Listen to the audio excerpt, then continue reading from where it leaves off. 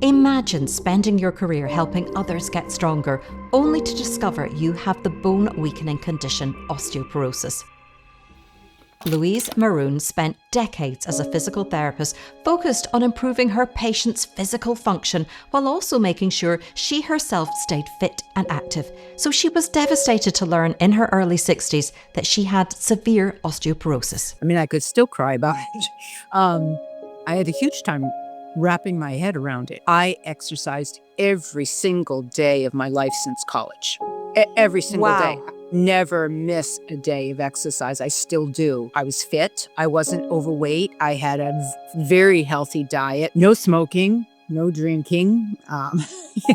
For me, I think what came about was just the perfect storm of my husband becoming intensely ill for about 10 years, and I was taking care of that aspect of things. I was the administrator of a very large home care agency, which was high stress. And I was going through menopause. What ended up happening is my husband became seriously ill, and I took care of him for a couple of years, and he ended up passing away. It was shortly after that I dropped a tremendous amount of weight. And I think within the year, I was diagnosed, and it was severe. My endocrinologist was just, you have got to be on medication. You are a fracture waiting to happen. Louise found herself facing a choice between taking medication or finding a way to rebuild her bones naturally. And here she is on the challenge of finding the right help. I looked high and low for a therapist with a specialty in osteoporosis, and there's none to be found, not in the entire state of Massachusetts. And I really had a very, very hard time finding a private PT that I could work with one-to-one. Nobody could refer me to somebody with any specialty, and I wasn't just going to go to just anybody because I'm I'm very proud of the work I used to do as a PT, but I couldn't have done a specialty program of osteoporosis with an osteoporotic patient. I could not have done that reliably. Being a PT and being actually afraid of exercise was all new to me.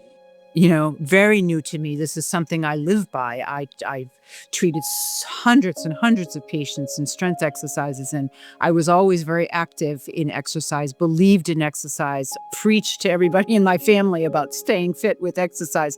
And here I was, all of a sudden, I felt like somebody should put me in a curio cabinet and just don't touch me, don't look at me, I'm going to break. And I was jumping rope one morning, and I felt a huge pain, took my breath away. Oh, no. Yeah, I had fractured my spine. Oh, your spine. Oh, wow. Yeah. Oh. Yeah, I was like T9 and that I fractured. And when I had the x-rays, they also found a T12 fracture, an old one. So I had fractured somewhere along the line and didn't know it. And then this one I certainly did know. I was in a lot of pain. But the spinal professional that I saw on referral from my endocrinologist, he didn't want to do kyphoplasty. He wanted me to heal it myself. He really thought I was in the shape that I could do that, and I had enough knowledge that I could do the precautions that were needed for the 12-week healing stage. So I did that, and at the end of 12 weeks, I found Carrie and went with Carrie, and never looked back. The turning point came when Louise found a specialist strength program designed specifically to help women rebuild bone and, of course, muscle, because it's by challenging our muscle that we in turn challenge our bones to get stronger. You'll find details about the program on my website. Just go to honest.scot/rebuild, and it's linked in the description too. And for Louise, it wasn't just about lifting weights, it was about regaining the confidence to live her life to the full. And that's when I found Carrie. From a PT standpoint, they really are a very knowledgeable group, very, very well balanced with what their approach. They address balance, they address strength, they address flexibility. They really had all the elements I was looking for, and it really made me trust them. I mean, your confidence to begin with, you're thinking, my goodness, I've just fractured my spine and here I am lifting weights. So presumably you started very light. How did you feel about that to begin with? Carrie really starts you off slowly. They do a couple videos at the beginning to see what your body mechanics are and I think they get an idea of what your general strength and coordination is like. And then they start off very slowly and they build you through 4 different phases of exercise, and they keep on progressing over a course of, I think it's 13 weeks.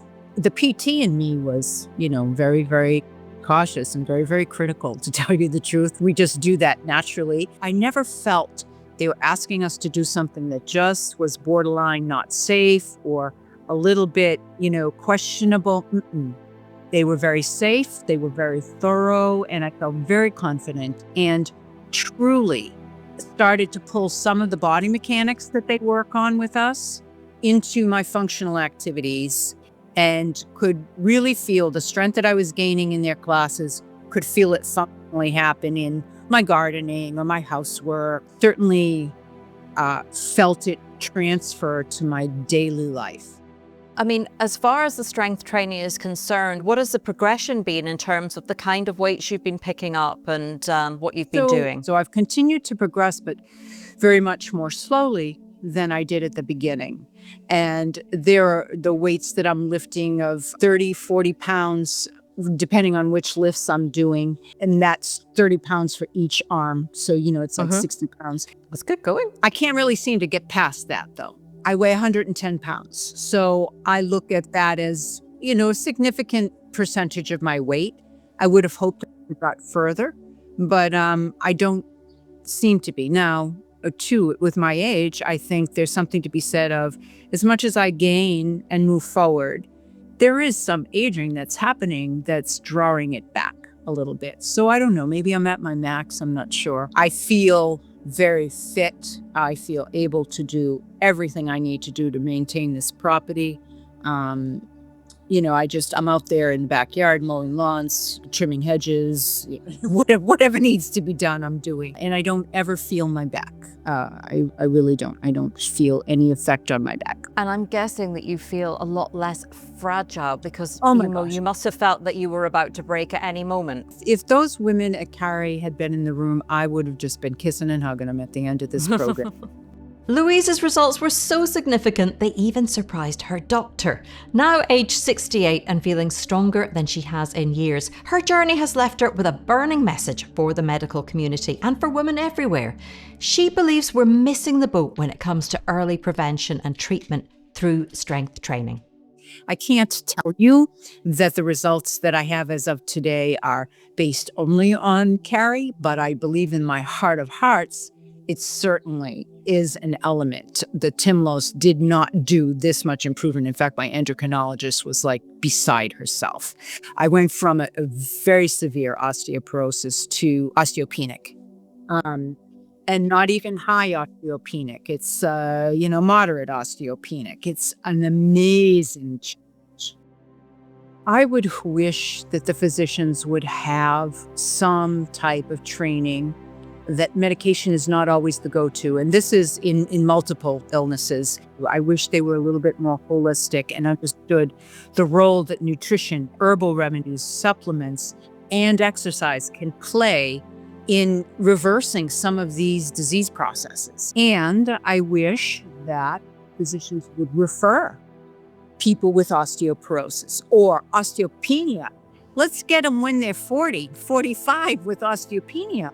And make sure they're educated in the value and the necessity of weight-bearing activities and resistance exercises, because a lot of us are caught up in biking and running and swimming and all sorts of aerobic, which you can't replace that for cardiovascular. That's a necessary part of everybody's routine.